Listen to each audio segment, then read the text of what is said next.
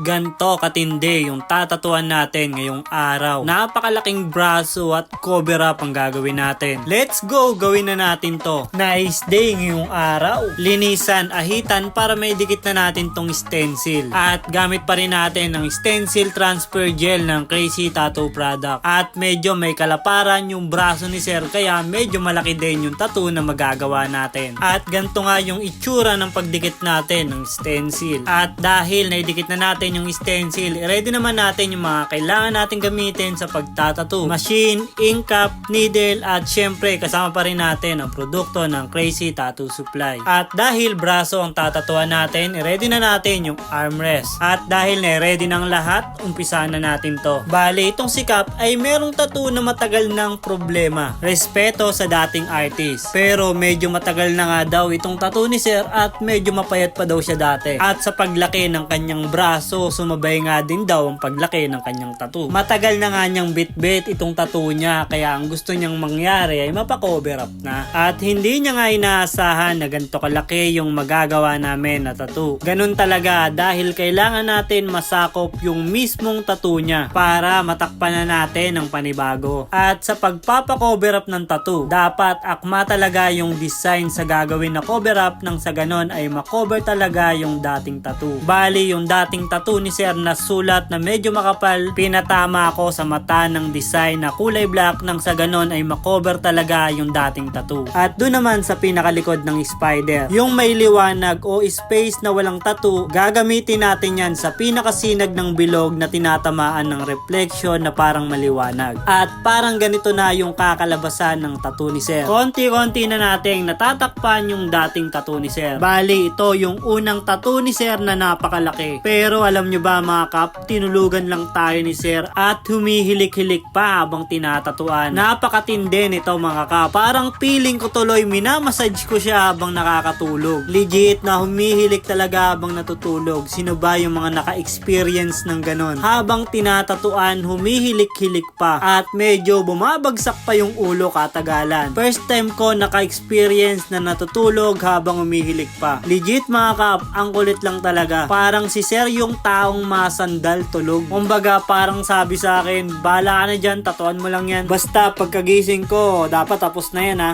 Talagang sa katawan ni Sir, yari ka talaga. Pero nakakatawa itong sila Sir. Bali napakalayo pa nga nila at dinayo pa tayo. At salamat din sa pag-order ng pagkain natin. At may pasobra pa sa pagkain kasama pa si Mrs. At dito nga ay konting highlights na lang at matatapos na rin tayo. At hindi na natin to papatagalin pa. Linisan na natin to gamit ang foaming soap ng Crazy Tattoo Product. At ito na yung kinalabasan sa ginawa nating tattoo kay Sir. Ito nga yung dating tattoo ni Sir. At ito na yung kinalabasan sa pag-cover up natin sa tattoo ni Sir. At salamat din sa tip na 1K.